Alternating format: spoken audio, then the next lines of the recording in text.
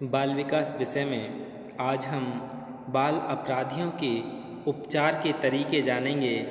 इससे पहले हमने बाल अपराध के बारे में जाना, उसके कारण विशेषताओं को जाना और बाल अपराध की जो भूमिका थी, किस किस की भूमिका थी, जैसे परिवार, विद्यालय, समाज, इन्हें कैसे बाल अपराधी बनाने से रोका जा सकता है। अब हम बाल अपराधियों के उपचार के तरीके जानेंगे। Methods of treating juvenile डेलिक्वेंट्स।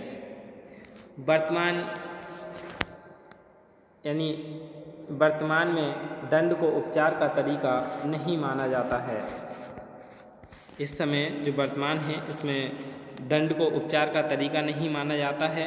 ऐसा विश्वास किया जाता है कि दंड व्यावहारिक नहीं होता है, लेकिन कुछ अब भी दंड के पक्ष में हैं, परंतु मनोवैज्ञानिक धरातल पर परखा जाए, जांचा जाए तो स्पष्ट होगा कि दंड अपने आप में लक्ष्य नहीं हो सकता।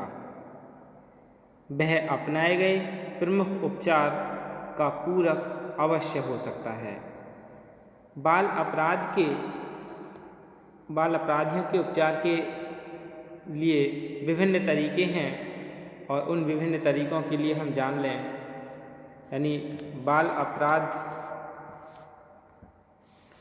बाल अपराधियों के उपचार के तरीके। तो बाल अपराध के उपचार के तरीके दो तरीके हैं, तो महत्वपूर्ण तरीके, अन्य तरीके। सबसे पहले हम महत्वपूर्ण तरीके जान लें, सिग्निफिकेंट मेथड्स कौन से हैं। सबसे पहला है मनोचिकित्सा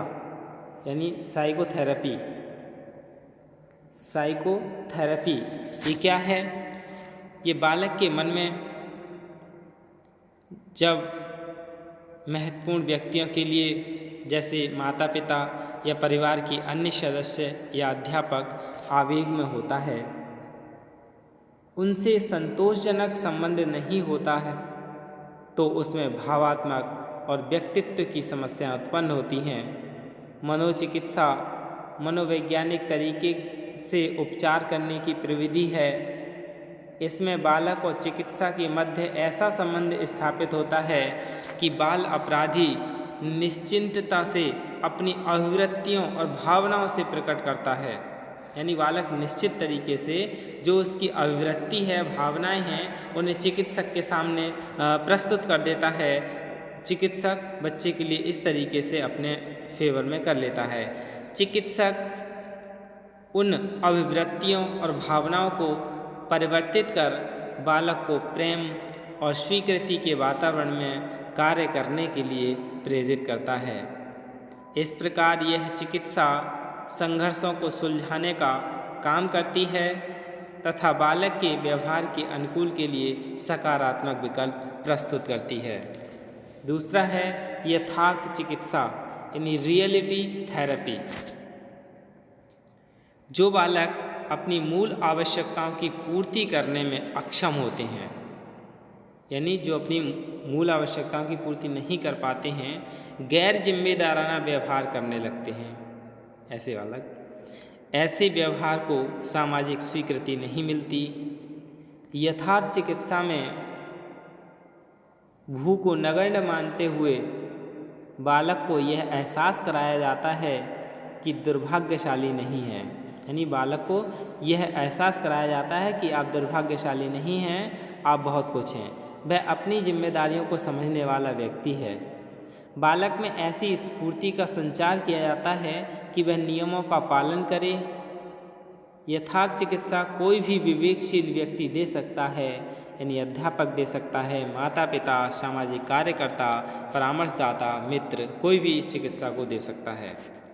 इसके बाद है व्यवहार चिकित्सा बिहेवियरल थेरेपी। अपराधी बालक के सीखे हुए व्यवहार में परिवर्तित करना इस चिकित्सा का लक्ष्य है। बालक के व्यवहार में परिवर्तन और प्रेरणा के माध्यम से लाया जा सकता है। बालक जितना अप्रेरित होगा उसके व्यवहार परिवर्तन की संभावना उतनी ही अधिक होगी। पुरस्कार और दंड दोनों ही बालक को अप्रेरित करते हैं। कौन कौन से? यानी पुरस्कार और दंड, ये दोनों ही बालक के लिए अप्रेरित करते हैं। पुरस्कार क्या है? ये सकारात्मक है, और दंड क्या है? ये निषेधात्मक यानी नकारात्मक है। दोनों का प्रयोग बड़ी सतर्कता से करना चाहिए। पुरस्कार बालक को सुखद अनुभव देता है और वह पुरस्कृत व्यवहार को बार बार करने का प्रयत्न करता है। दंड का प्रभाव उत्तेजना पैदा करता है, जिससे बालक को शारीरिक या मानसिक पीड़ा होती है। बालक अपने व्यवहार को स्वीकृति मार्ग के अनुसार बदलने और उस पर चलने की कोशिश करता है। अनैतिक कार्यों के लिए दंड दिया जाना चाहिए, ये सभी स्वीकार करते हैं। इसलिए दंड व्यवहार परिमार्जन का एक साधन होता है। लेकिन आज के समय में क्या है? दंड नहीं दिया जा सकता। पुरस्कार मूर्त और अमूर्त दोनों प्रकार के होते हैं, जैसे मेडल, कप, शील्ड देना, उपयोगी वस्तुएं देना, प्रमाण पत्र देना, आर्थिक सहायता देना, सुविधाएं और सम्मानित पद देना, ये सब क्या है? मूर्त पुरस्कार हैं। जबकि प्रशंसा करना, सम्मान की दृष्टि से देखना आदि अमूर्त पुरस्कार हैं। दंड भी कई प्रकार के होते हैं, शारीरिक दंड, मानसिक दंड, सामाजिक दंड, आर्थिक दंड और मनोवैज्ञानिक दंड, ये सभी क्या है? दंड है। इसके बाद अब हम क्रिया चिकित्सा के बारे में जानेंगे, एक्टिविटी थेरेपी। कई बालकों में परंपरागत, व्यक्तिगत अथवा सामूहिक स्थिति में प्रभावी रूप से मौखिक अभिव्यक्ति की क्षमता नहीं होती। क्रिया चिकित्सा से बालकों के छोटे छोटे समूह को विशेष समय और स्थान पर खेलने या किसी रचनात्मक प्रयास का अवसर दिया जाता है। वे मुक्त वातावरण में क्रिया करते हैं और अपनी इच्छानुसार समय व्यतीत करने आनंदित होते हैं।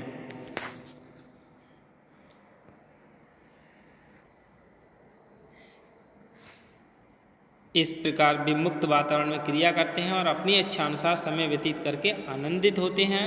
इस प्रकार एक साधारण स्नायु रोगी बालक निर्मुक्त होकर सृजनात्मक कार्य, खेल या शरारत में अपना विरोध या आवेग प्रकट करता है।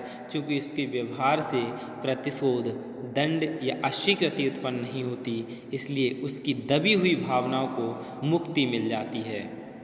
क्रिया चिकित्सा इसीलिए अधिक उपयोगी है। इसके बाद है परिवेशीय चिकित्सा। परिवेश चिकित्सा, एनवायरमेंटल थेरेपी। परिवेश चिकित्सा ऐसे वातावरण को बनाने का प्रयास करती है जो अर्थपूर्ण परिवर्तन और संतोषजनक समायोजन में मदद करे। इसका प्रयोग उन बाल अपराधियों के लिए किया जाता है जिनका विचलित व्यवहार प्रतिकूल जीवन की परिस्थितियों के विरुद्ध प्रतिक्रिया है।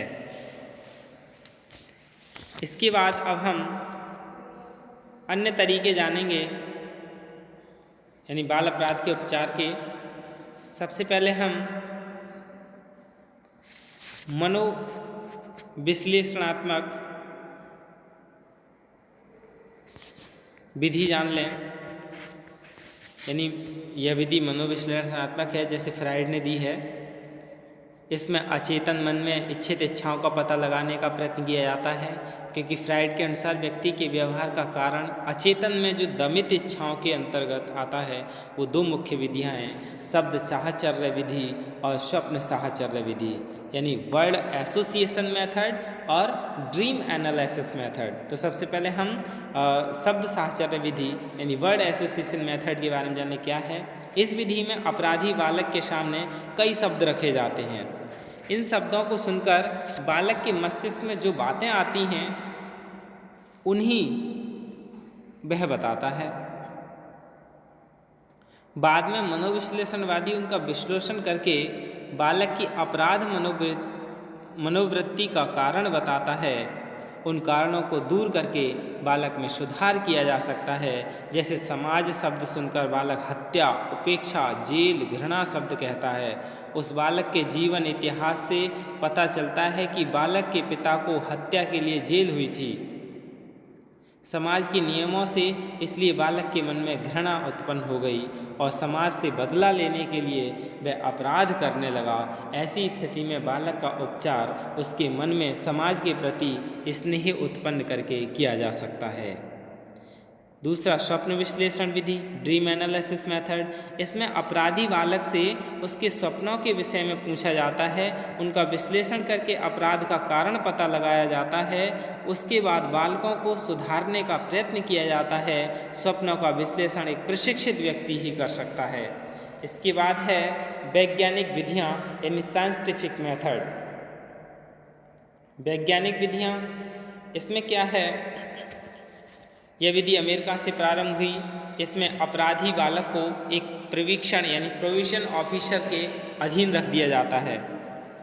प्रशिक्षण को पहली बार अपराध करने वालों के प्रति उदारता दिखाने वाली विधि माना जाता है।